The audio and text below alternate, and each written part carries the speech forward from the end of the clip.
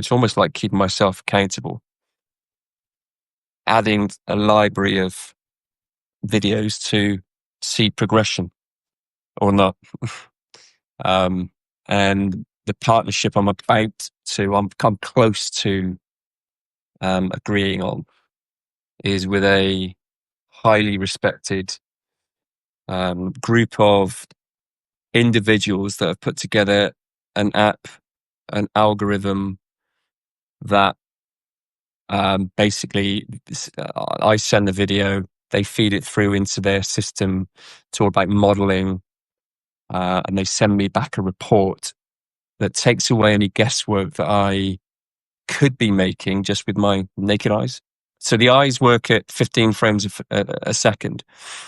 And the reason I use video is that obviously that you can use those, even on phones at 250 frames a second, some even more. So you can really break down an action.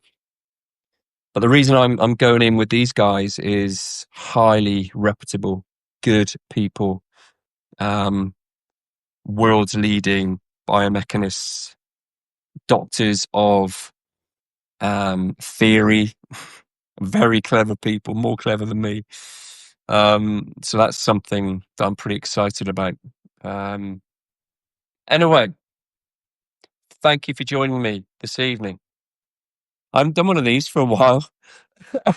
You will have to excuse me for this annoying bloody cough that I cannot shift. I would like to blame either Seb, who is 6, or Rafferty, who is 3, for bringing it home. They probably did, to be honest. But a 55-year-old immune system at this time of year is not as good, and I've not been able to shift it for a month. So through this, I wouldn't be surprised if I cough every now and then. So an update from me is that I am no longer working with Warwickshire. 3 amazing years working with the players, coaching staff, and the organisation there. Everything comes to an end. So I'm no longer working with them. I am, it does allow me, because I've created time basically, to kind of push more time into some real interests of mine. One is long-term development of bowlers. And I'll tell you why that concept has really grabbed me is because I've worked with some professionals, professional bowlers that I'm thinking it looks hard work when they run. I've worked with some professionals that aren't fit, aren't strong, are physically imbalanced, that kind of stuff. And it happens everywhere. And of course, as coaches, we find the best way possible of working with any bowler or any player. I'm talking about bowling here, but any player that we get given, right? And we do the best we can with what we've got, given the current situation. One question, those of you that have heard me talk before, one question I always have in the forefront of my mind is, what is the game going to look like in 5 years' time? At whatever level, all right? I'm not talking about up here anymore. And I believe that bowlers, in order for us as coaches to really help bowlers reach their potential, whatever level that is, all right? It would be great if, as coaches, we were able to coach in a very fun way. And I'm going to go into a little bit of detail here. Coach how to move, how to run, how to stay upright, how to have a healthy action, a safe action, how to present an upright seam, and how to keep moving at the target. And I believe all of those things are capable for us to do in a fun way. I really do. You don't even have to talk about technique. In fact, like tonight's call is all about the foundation. What I'm calling a foundation stage. We're laying the foundations, and I'll put the age groups of under 10 up to under 12s. You don't I believe you don't have to talk about technique. We don't have to try and impress kids or parents with our knowledge of technique.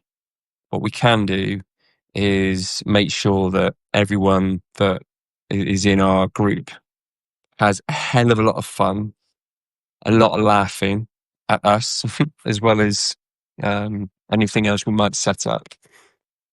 And they have no idea that they are doing it, but the skills and the drills and the competitions that we set up, they are learning how to move, how to run, how to present that right seam, how to run at any target, not necessarily stumps, and how to swing a ball.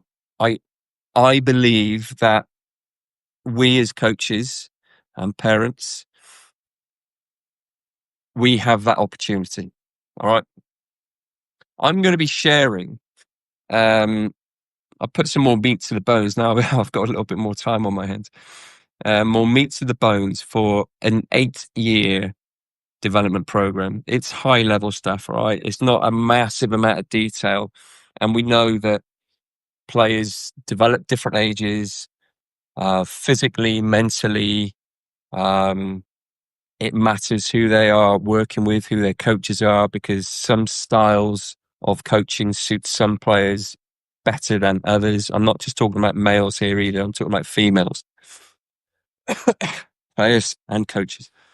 So everybody has their own journey, ups and downs. All right. But I do believe at various stages, there are some really important things that we can layer up on top of each other. And it's an 8-year program because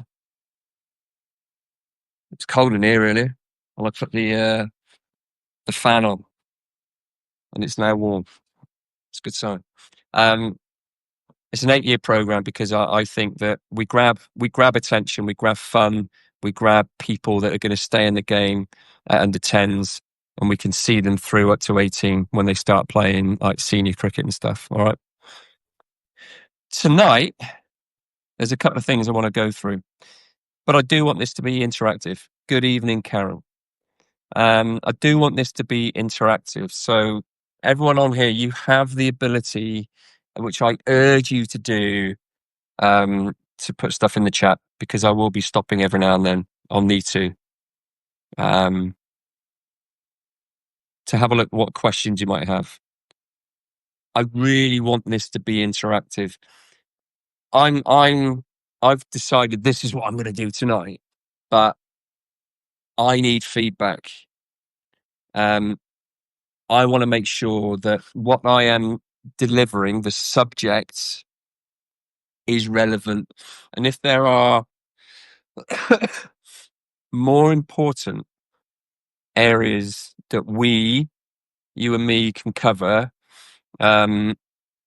if there are more important areas, then I'd love to know about it. All right. Because I want to deliver stuff that is relevant to everybody and not just things that I think are important. All right. Thank you for giving me around an hour, max, of your time this evening. I used to run some Zoom calls. Most of you think we're on there as well. And I used to, the feeling of gratitude is the same now as it was last year before on those Zoom calls. I don't take people giving up their time for granted. So thank you. I'm going to start with, I'm doing some one-to-ones, private one-to-ones. And I just want to start with an example of, it's not the right kind of process to go through, but it's my process. And I get more things wrong than I do right, by the way. I just don't tell them. They think I'm a genius. It's brilliant. So I'm doing more one-to-ones. I'm doing every Sunday down at Epsom College, whole days, working with a brilliant company there called In Touch Cricket. It's, for those that don't know, it's Jamie Smith came up through their program. Obviously now he's out in Australia, or soon will be. Um, and when he's back in the UK, he goes back to those old coaches. You know, it's players go back to the people that they trust, right? Matt Holmes, Mark Stoneman. I'm not sure if Mark's on this call. He's a recent subscriber. He might be on. Jamie asked them for a hit and asked for their feedback, and I think that's one kind of sign. He's so humble. Rory Burns went back to always used to go back to Rory Burns, Dom Sibley, to Neil Stewart, Alex Stewart's brother, and I think that you grab somebody at an early age, they know that you're always there if you need them, sort of thing. So I'm working with In Touch Cricket out of Epsom College. They've been going for years. I'm there every Sunday from 8 or 9 a.m. through to 6 p.m. And I love it. It's long days, but I come away and I've then got to drive from London back up to Birmingham. But I honestly come away thinking I've got a massive opportunity to make a difference. Laying the foundations, working on the basics, inspiring people, or trying to anyway. I'm working with a bunch of other coaches that share a common goal and a common vision of improving cricketers, basically. So that's what I'm doing at the moment. And then Wednesday evenings, I'm doing 6 till 9 at a place called Great Bridge. And those one-to-ones, again, are an opportunity for me to meet new people, make a difference.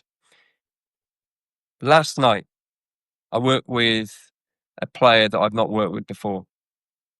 So I go through a bit of a process, and I'd be really interested in what process those coaches that are here, what process you have as your own personal kind of coaching process, working with players, of assessing.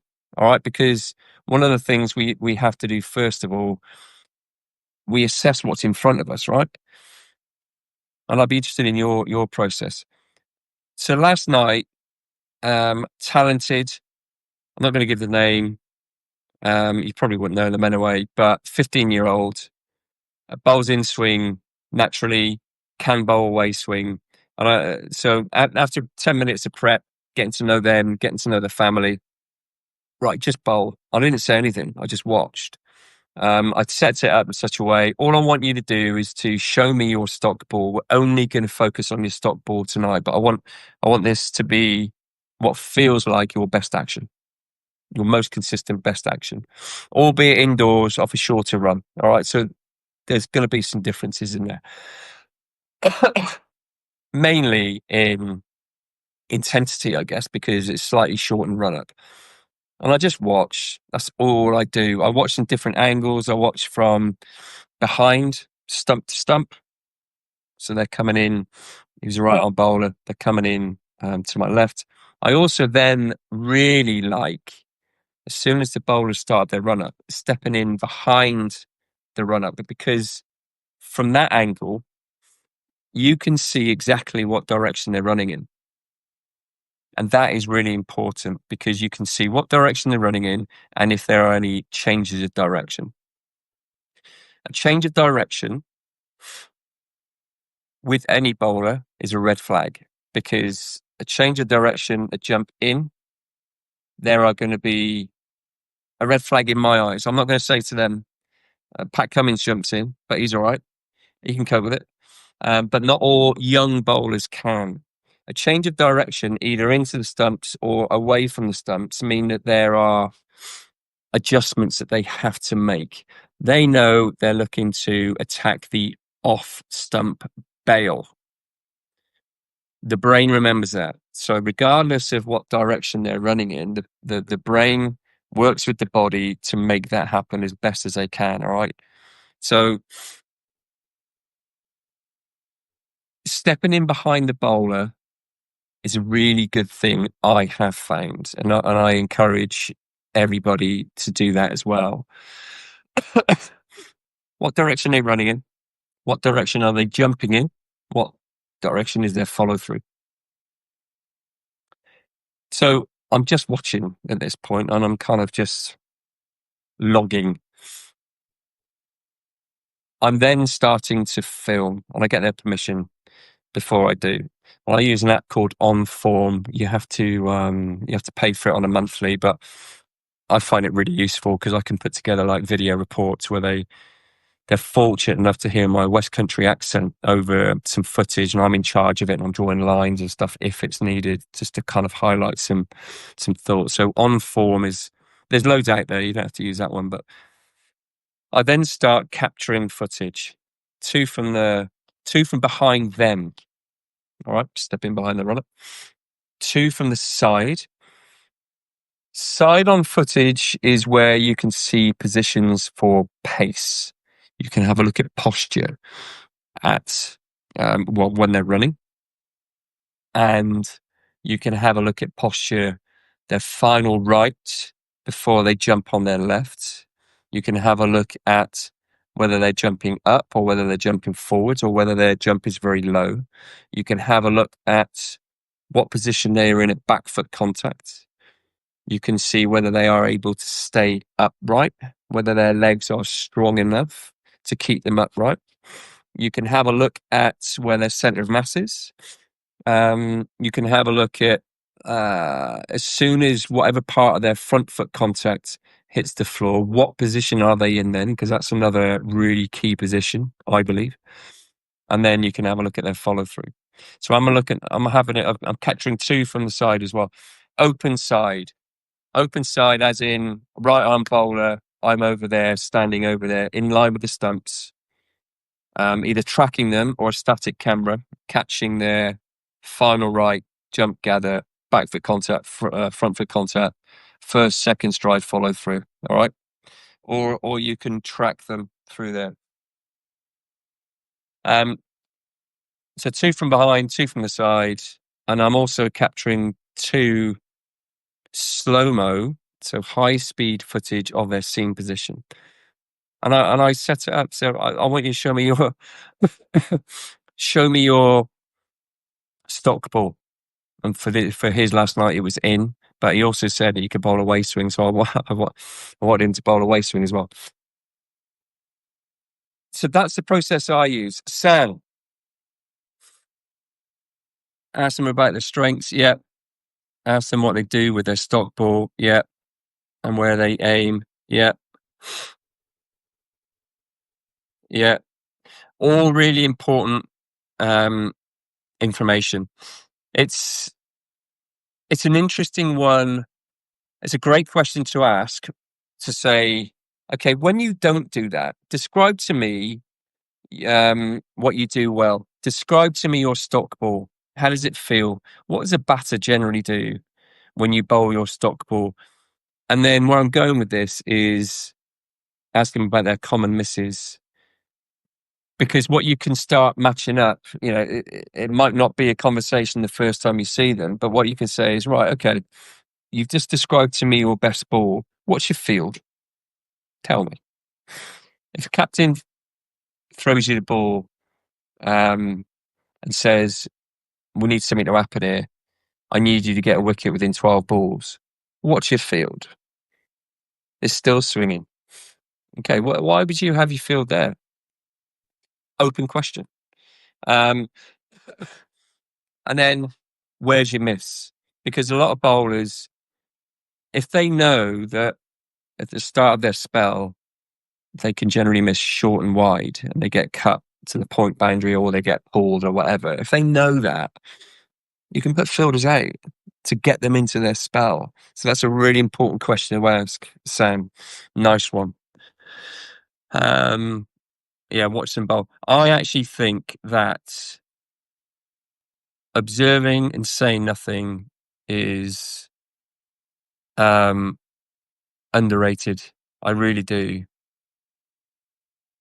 Asking your question. I'd be so lucky to travel the world, right, with a game. And in some parts of the world, coaches say something every ball, including England, to be honest. In some parts of the world, they shout, shout from the boundary, sitting down, shouting from the boundary. that might be okay. That might be that their culture. All right. It's just fascinating how different parts of the world and different coaches kind of operate. Give it a few more years, I'll be sitting down as well. So I shouldn't say too much. So yeah, Sam, great questions. Jeff, I'll also add, what are they looking to achieve? Where they want to improve? Yeah, if they know. Now, this lad that I was coaching last night, the 15-year-old, he was pretty clear. He was pretty switched on. He was very quiet. His dad walked away because he said he was quite shy. Shyness wasn't something that he showed me last night. The kid I was working with, he was actually very engaging, which I guess again I was grateful for, knowing that his dad thought he was shy. Um, but yeah, okay. What have you been working on? So for someone like me, Jeff, if because I'm now offering kind of private one-to-ones, I get players that are already working with other coaches, right? So very much in line with what you have said. Thank you for the nudge. Um, who are you working with? What are you working on? How are you working on it? How can I help you achieve the same thing? Because the last thing I want to do is to kind of add something in there, and I will never ever disagree with anything that any other coach is working with a player on. It's just not in me. I might think that inside, but I wouldn't say it to the player. And I try wherever possible to kind of link in with local coaches as well, just to kind of say, right, and I could do that by using the app, put together a really short kind of video report and say, right, can you send this on to your coach and please give them my number, sort of thing. Um, with other players, how can I help you? How do you want to be coached? And sometimes I say, who's the best coach you've ever worked with? Why are they the best coach? What did they do? What did they say? But when you're dealing with kind of young kids and stuff, they don't know that. But yes, Jeff, all important. And I'm not here to teach people how to suck eggs at all. I think that it's really important that as a group of coaches, we're kind of looking to add value as a combined kind of effort wherever we can. And by the way, just to reinforce, I don't think that what I'm saying ever is the right way. I also know that it's not the wrong way. All right. I'm very open still to be, kind of molded. I kind of, whilst I've got my kind of set processes, which I'm talking through here now, I'm still very open to tweaking those. I think, constantly evolving, I think, is really important. And what a great kind of leadership style that is. Lead by example. I don't know everything. I can help you. I can do the best I can with what I've got, what knowledge I've got up here, with what you've got in front of me. That's all I can do.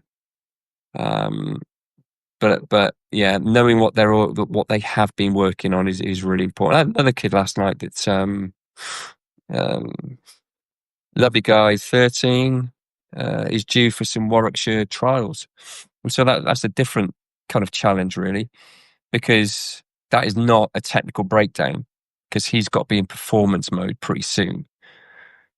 What it's turned into was a kind of just a bit of a tweaked sort of thing, because I think at trials, what a coach is looking for. Well, I told him last night, if it were me and I was assessing him, I'm looking for people to turn up on time. Who are the first bowlers that get to the bag to get to the best balls? Who are the bowlers that work on the ball? Who are the bowlers that look like they mean what they're doing in their run-ups? Who are the ones that swing the ball or do something laterally with the ball? Who are the bowlers that get batters to play forward defensives more often than not? And who are the ones that kind of tend to follow through further down the wicket? Those are the ones that catch my eye. I'm not saying they're always good, but generally they are. Who are the ones to challenge the stumps? But generally, those are the kind of real basic kind of things at age group level that I'm looking for. Jeff, as they get older, it's important to get them to start to understand their technique and to then identify which bits of which advice they want to build in. Yeah, the kids get access to more and more coaches. They tend to have something different. Yeah, it's a real pain in the ass, that. Yeah, I've witnessed that firsthand, where players develop nicely, get recognised, get opportunities at regional, county, national level, get handed a different group of coaches with different beliefs, ideas, and resources and everything, but no communication. That can provide some real challenges. Yeah, it's an interesting one about technique, and let me tell you why. I I have worked with some players that just talk about technique all the time, like all the time, and I think it's a real balancing act, that, Jeff, because players, um, they have to know when they need to slip into performance mode. All right, what does performance look like? Technique is the process. That's all it is. But some players that I've worked with kind of stick with technique, and a classic line is, they're not bowling very well, but they feel okay. The technique feels okay. And often my response, probably wrongly, is, well, I'm glad you feel okay, but you've got it 8 and over. So, something isn't quite right. Maybe your process is right. Maybe your technique is right. Maybe it's a decision-making thing. So I guess something like that, it just provides kind of a basis of a conversation, doesn't it? Jeff, thank you. So just go back to this one here. There's something I found with this guy that I want to get to and just share with you. Find it easier to get on the inside of the ball. Find it easier to bowl in swing, can bowl away swing, but not as easy. So just through that process that we went through, observing, assessing, capturing some video, we found, or I discussed with him, have a look at this. He was actually running in to what? Excuse me. I did say at the start of the call, I've got this bloody cough that I cannot shake. He was running in towards the wicket keeper, stroke first slip. That's where his energy was going. And so, as a consequence, remember what I said about the brain remembers what you're trying to do. It's off stump. All right. If I'm running in that direction, but you're off stump, the only way I could get back online with you is to fall away, get on the inside of the ball, and get it back to you. So I had a look at this and thinking, yeah, he's right. He can bowl in swing and angle in because he's running in the wrong direction. And bearing in mind, alignment is I believe really, really important for any bowler, especially young bowlers, running towards target. And so once I pointed it out, I said, right, tonight we're working on away swing, because he would only be able to bowl away swing by staying more upright, going from there, because he's angling it in, staying more upright and bowling away swing. So last night's theme was away swing is your friend.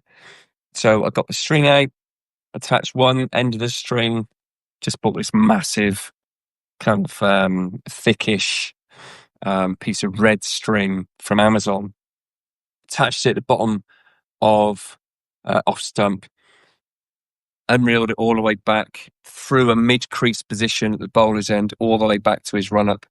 It's like a 50-meter length string. I said, right, that's the direction you're running in for the rest of tonight. Um, I did caveat it, say, I don't want you running on the string. That's not the point of the string. I want you running over the string. And the cue was just imagine running your belly button along the string, right? Because I didn't want his feet kind of doing all this kind of stuff to take him off balance. And all of a sudden, we had him running in a better kind of direction. His action was okay, apart from because he was leaning over and falling away so much, getting back on line with the target. That was also something that I really wanted to address. He had said that last winter, and sometimes in the summer, he had lower back pain. I said, I'm not surprised. Have a look at this position at point of release. So the session ended up being all about just running in a different direction and bowling like Malinga, bowling like he was slinging it, because he was actually in a point of release. He was in exactly the same position, but he felt like he was slinging it, but it changed his posture to a more upright, safer position. And there was one thing. Here's one tip I want to share with all of you in terms of safety of an action. One easy thing that you can do is at point of release, capture the video, point of release. If you've got the ability to, well, you can do it on Apple Notes and stuff, can you? Drop a vertical line from point of release and just have a look, see where the vertical line goes in relation to their feet. Because if the vertical line from point of release is over their feet, that's a pretty safe position because they're upright. Okay. If that point of release is outside of their feet, for me anyway, I take that as needs improvement. All right. So I've just got some notes, got on the inside of the ball, falling away, bowling in swinger, away swinger was his friend, string, got some poles out as well. I basically, we got the string out, but I got poles. You could use cones, whatever you've got really, foam rollers, whatever, and just like strategically place these things. So he's got the string on the floor, he's got the poles or the cones on the floor. Everything is showing him that is the direction you're moving in. And before he knew it, like he was, it wasn't away swing all the time, but he was certainly behind the ball. And I was capturing all of this and showing him, reinforcing, right, look at this. And every time the ball swung away, there was a massive clap from me and make a massive play of it because it was a safer action. And you could see his face light up and him light up when he saw it. Felt behind the ball, blah de blah. Jeff, thank you for being with us.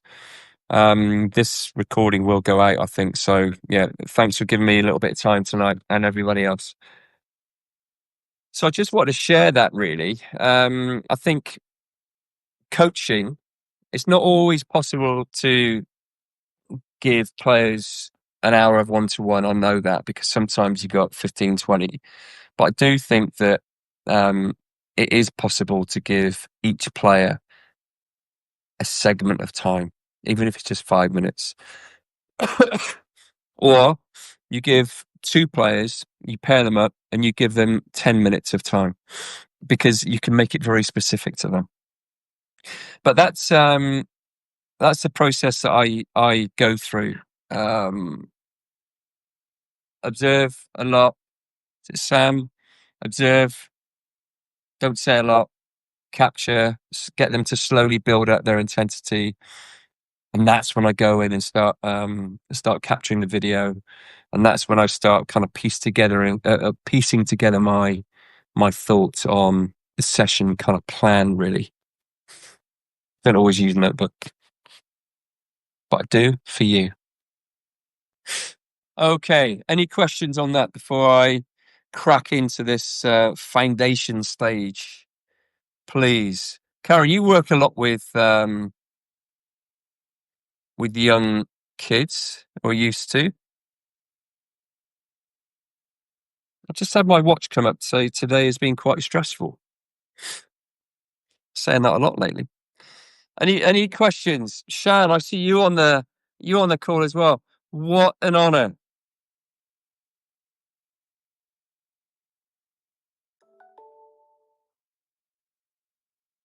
If there is nothing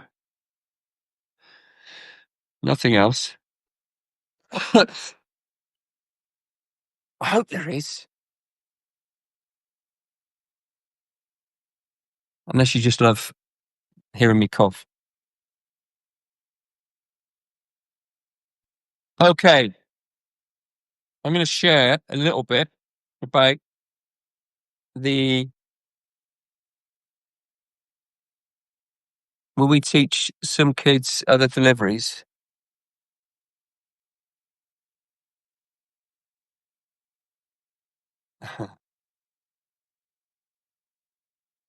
Will we teach kids some other delivery? Yeah. What am I doing here? How do I get that up there? Okay. Hey, Williams. I'm going to guess it's Andy. Please correct me if I'm wrong. You were with H a couple of weeks back on how to hold the ball to get in swing was very helpful. He hasn't been getting that much movement before. Now lateral movement is getting incredible. Things I love to hear.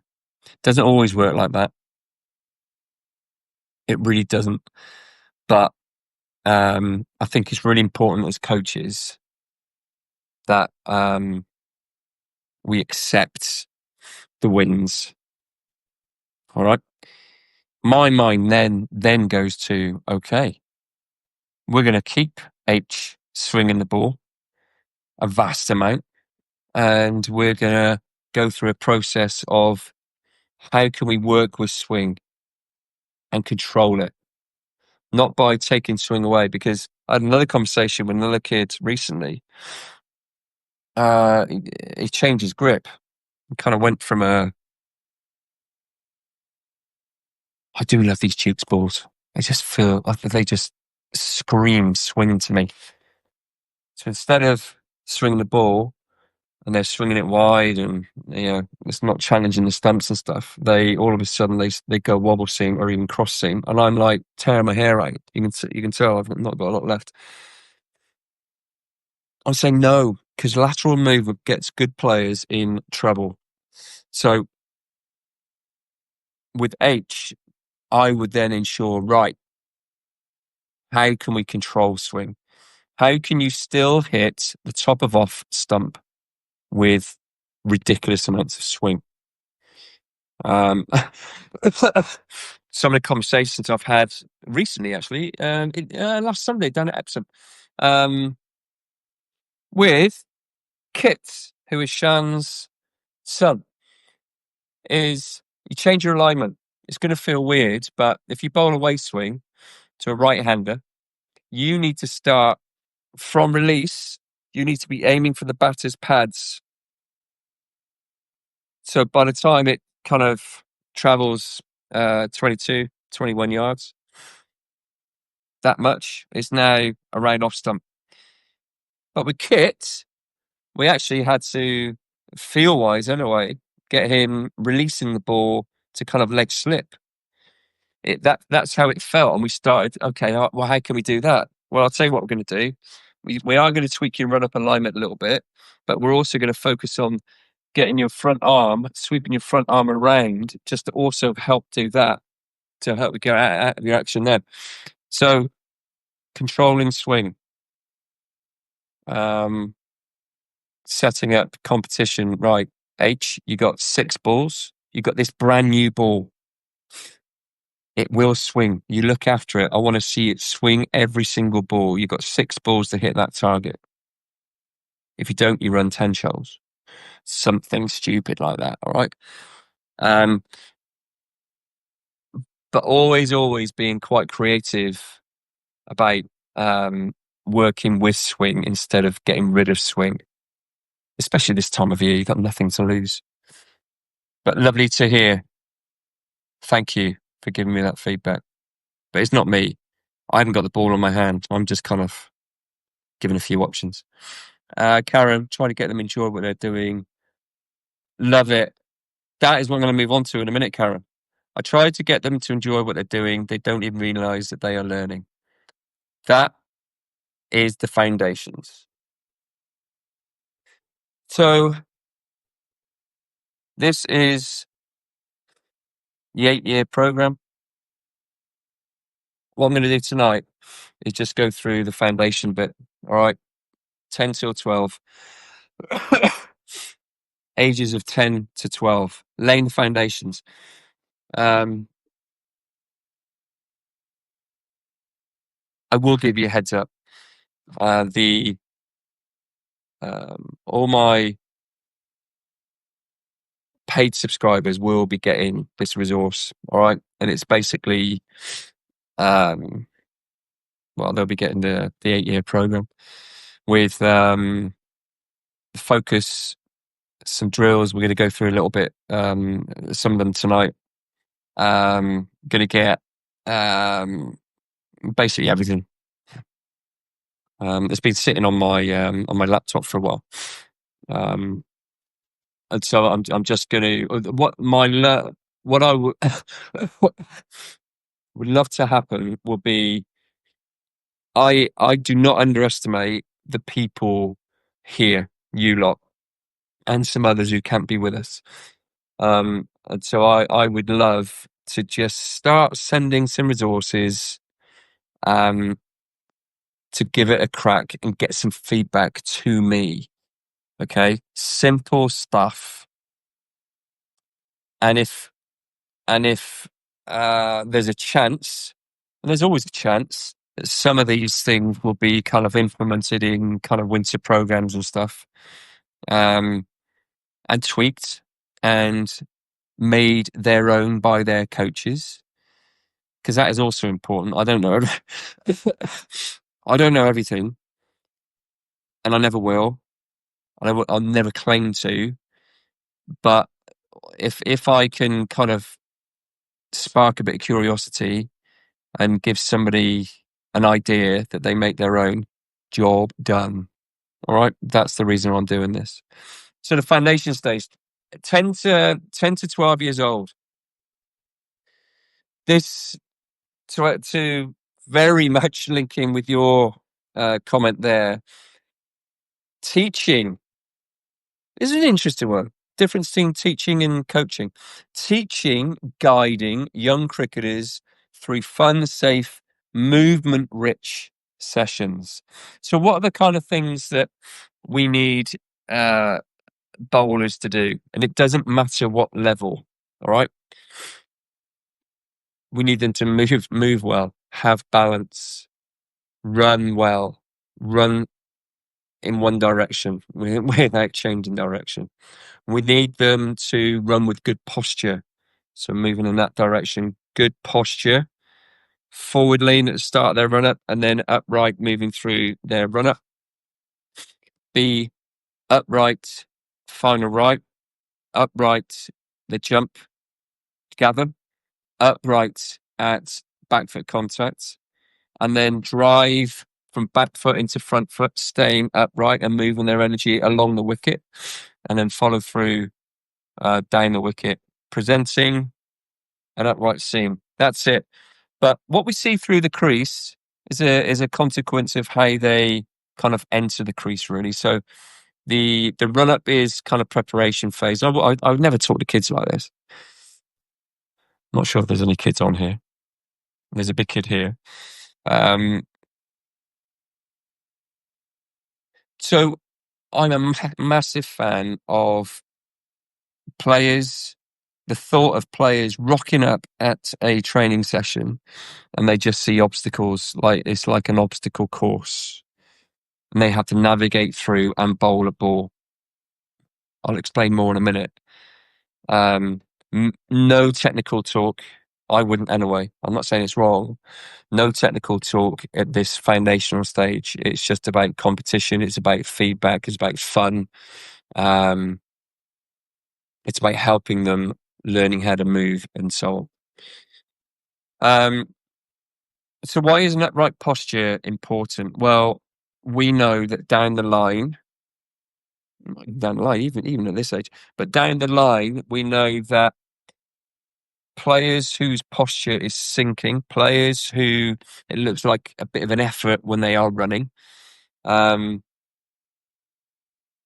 players who bend a lot at back foot contact, their pelvis, their hips, put them in a vulnerable position where their energy wants to go down to the ground as opposed to along the wicket and down the towards the target. All right.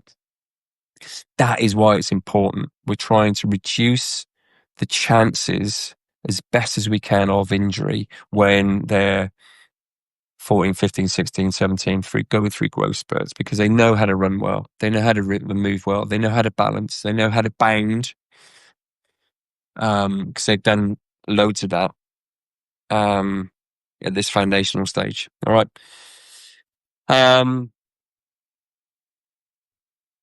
I'm also a massive fan of, one of these drills, fun, competitive elements of these sessions will be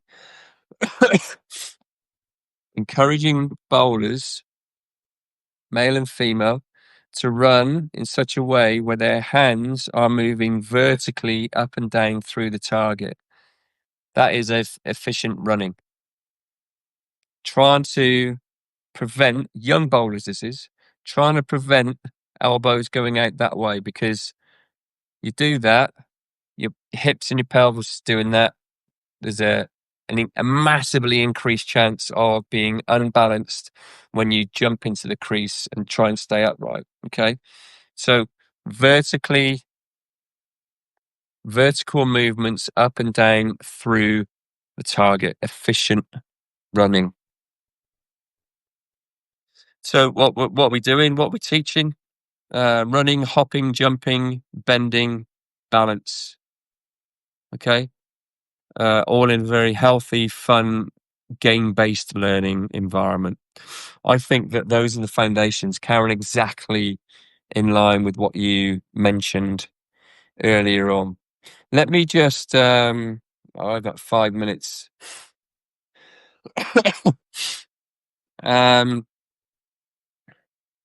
Got something in here. So you can have hurdles for running, creates a knee lift. Depending on their age, you wouldn't want high hurdles. You might just have a hurdle that's on the floor. So it's there on the floor. They have to get over it, just to encourage a knee lift to get their feet landing underneath them. Hang on. Coordination games. Brilliant. Animal movements, kangaroo hops, cheetah strides, bear crawls. All of these can be incorporated. Right, you have to do a bear crawl from there to there, then you have to run back and bowl a ball. Bear crawls, kangaroo hops, bounding. I remember so Seb and Raf, they still do little kickers, football, dinosaur stomps, literally bounding from right to left to right to left. Raf, bless him, almost falls over every time, but that's how Seb used to start, and Seb's brilliant at doing that now. Finish each with a bowl through a target, and I've got, have a target, not just the stumps, but you could have a target as a tire or something similar. Excuse me. I've started putting gates together, so 2 sets of stumps, like on a length. You have to bowl the ball through the gate, and you can obviously adjust the width of the target, the gate. Okay, just stupid stuff. Really sorry about this cough.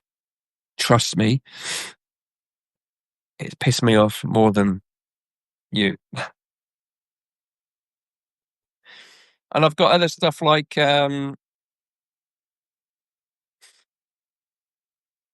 put an egg on top of off stump, Easter egg, real egg, something. something like that, where if they hit it, it smashes. Just something, bit of fun. You watch their eyes light up. The team that hits the egg, they don't have to wipe up the egg. The losing team, you have to wipe up the egg. Whatever, it doesn't matter. Um, Fun games, ball through the tire. Um, Lava floor. I mean, you can do anything like that. That's all about balance and coordination and things. Gate bowling, egg on top of the stump. You could do bowling relays. So you bowl the ball. You have to the coach or their teammate is halfway down the net, and they have to follow through, grab another ball, run back to their mark, navigate through some sort of obstacle. Anything that is fun and keeps them running, moving. And then just to summarize, really, is fun first, create enjoyment through games, teach healthy, upright movement and efficient actions, but don't mention any of that. You put some poles in there. Poles, if they hit it, it won't hurt them, obviously, but poles in there that keeps them upright, and they have to bowl the ball through it. And all of a sudden, you don't even mention an upright seam. You might have to teach them the basic grip. But once they've got the basic grip, as long as they're upright and they're going vertically through the target, the seam will be upright. You don't have to mention anything about swing or anything like that. And all of this, I believe, from 10 to 12, a little bit of creativity, minimal technical chat, is all to do with what type of bowler we want to see them be at 18. And bowlers that efficient runners, with a ball in their hand, and ideally we want bowlers to be moving quickly in their run up, but by using less effort because they are running really efficiently. We want bowlers that jump towards the target in an upright fashion. No change of direction, but they're at the target and they jump forwards. They stay upright. Remember the thing about the pelvis? We're trying to keep it as horizontal. And the easiest way to have a look at that is if you could have a look at the waistband on their tracksuits or shorts or whatever. The waistband will be horizontal to the floor. If it's dipping down at the floor, it means their pelvis is pointing down. That is not where they need to be. So as coaches, we need to do something about that. That could be a bowler that is jumping up too much and they literally can't stay upright, and so they their energy starts going down. So the vision is always where we're working back from. Efficient runners, efficient movers, athletic, staying upright, healthy actions, lateral movement, energy at the target. There's more to that document, but that's a simplified version of it. Questions? Balloon on the stump. Yes, love it. Put some water in the balloon. How about that? I've done that with 2 stump bases. Yeah. There's nothing like just setting up some stumps and just saying, right, the team that gets the gate or the stumps the closest together, you are the winners. Visual learning, video clips have really helped. Yeah, good. Understand his action a lot. Oh, yeah, brilliant. Thank you.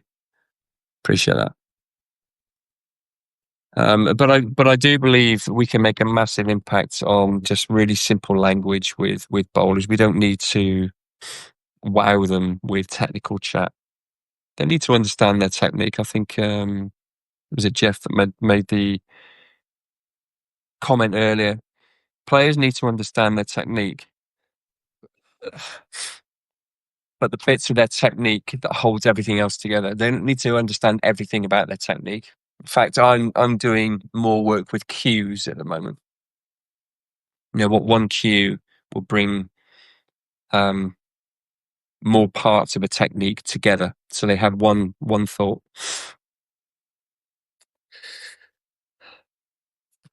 I've talked for far too long. I'm so sorry about this cough. 4.5 weeks it's been. I'm now on antibiotics. Got a chest X-ray going on and blood tests. What's that about? It's just it's October moving into November. Didn't we all get it? Right. Give me any questions. When do people start coaching? So there's some coaches. I know there's some parents on here as well. There's lots of cricket activity already taking place. I mean, I'm involved in quite a lot. I mean, I love it. If bowlers aren't bowling, they're not improving. But there is obviously that balance. We could talk more about that on other calls, really. But am I right in thinking that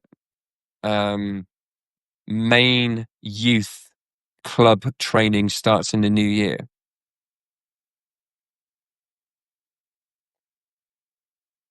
Please tell me. Please tell me. I'm starting talking like my two boys. So Raf is just like me. Seb is just like Emily. Raf's just nuts.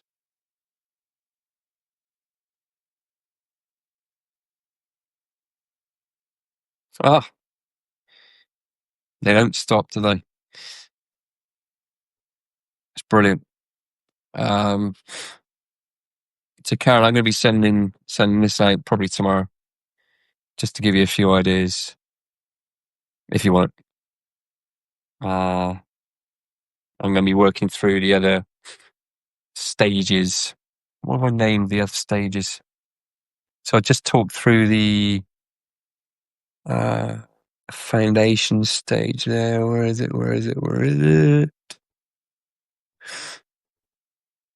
She's got the foundation stage, the emerging stage, 13s to 14s, performance stage, 15 to 16. I'm going to have to change these, the headings, because this was geared up for an academy, county academy program.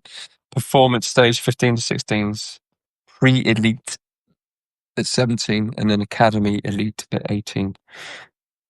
I want to make sure that it's relevant to every level, because to be honest, I mean, the players that are on county academies are reliant on everything that we, include me now, that we do at club level, right? So, but I do think it's really important that we know where we're going. All right, we know where we're going. Come with me. This is where we're going. That's not to you, by the way, but that's to players. Players, I'm going to turn you into some upright seam bowling, swing bowling experts that run really efficiently. It's going to take time, but we're going to have a lot of fun with it as well. I'm excited, and I'm excited for you. I think it's really important you set this is where we're going, and then you kind of break it down. It doesn't have to be complicated. It really doesn't. Stuart, have we met Stuart? We must have done. Worcestershire County under 13s. Are you a coach? Worcester 13s, 14s. Sorry. I think it's brilliant. I'm really keen, and I don't know if it's going to happen, but it won't be because I haven't tried. I'm really keen on building a community, and like I said to you at the start of this call, now I've got a little bit more time on my hands. I will be doing my utmost to build something where we can all learn together. And on future calls, may not be the next one, may not be the one after that, but on future calls, I'm going to be bringing in kind of guests. And I know that somewhere in here, it's possible to add people and have conversations and learn from people. Because, like I say, I've just got some ideas. I've got some ideas, and if it's helpful, then great. But I want to make sure it's relevant. Parent, going to 13's, got us to play matches with different age groups yet. What would you say is a manageable workload? What, under 13's? This is a really interesting one, Stuart, because there's obviously some guidelines in place. My belief is if a bowler is not bowling, they're not improving. However, there is a breaking point with every bowler, regardless of their age. All right.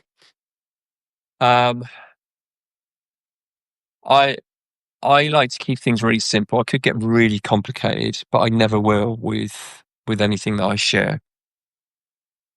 There's algorithms, there's acute chronic loads and all this kind of stuff.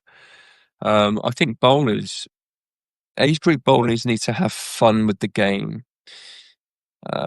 So drills, competition, fun.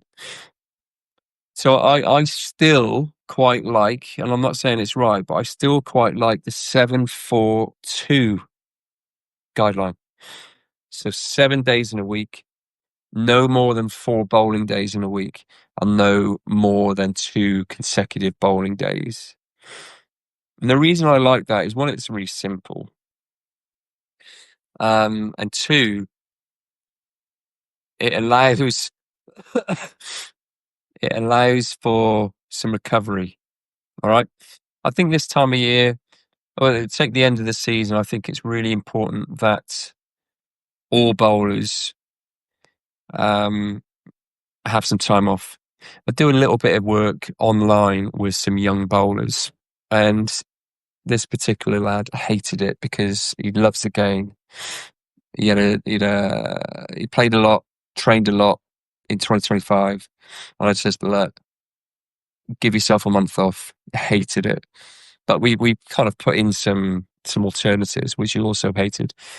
Running, hit sessions, visualize, kind of review back on the season, this kind of stuff.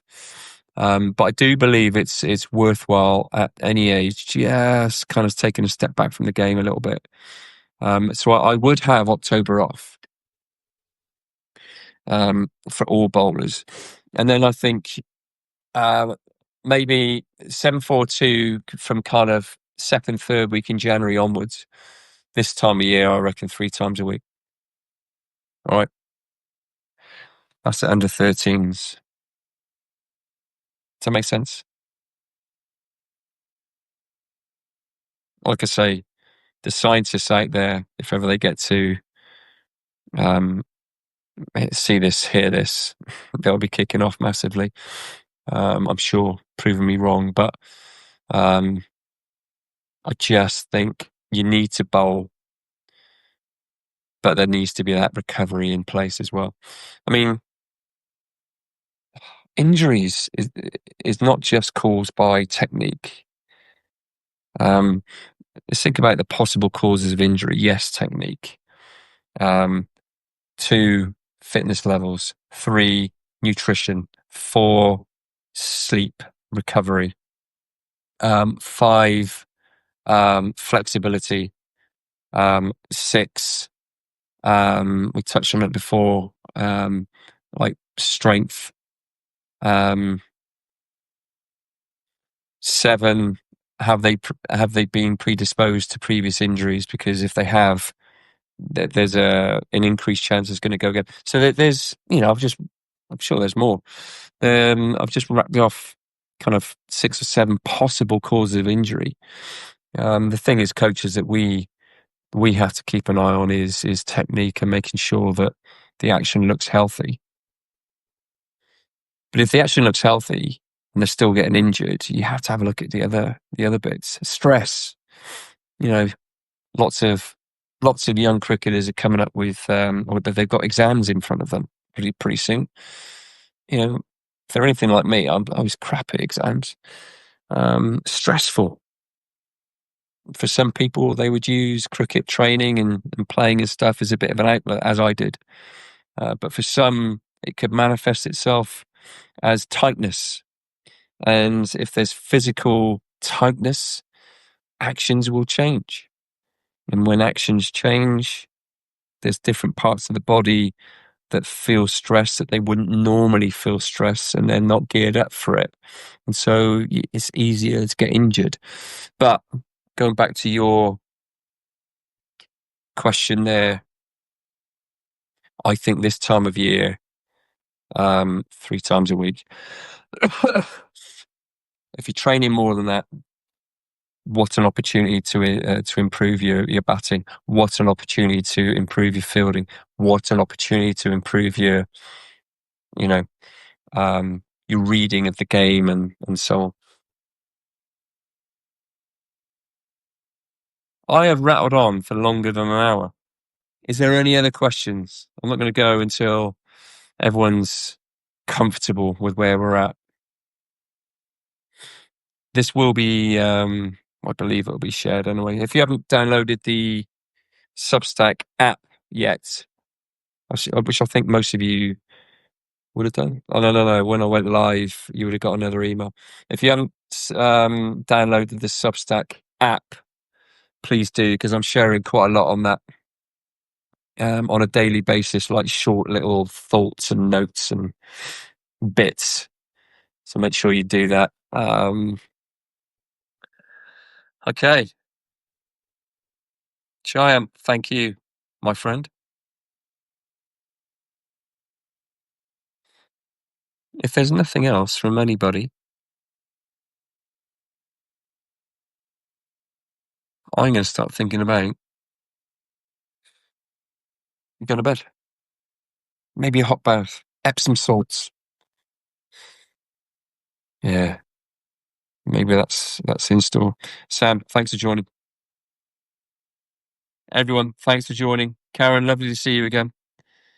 I'll be sending that that document out.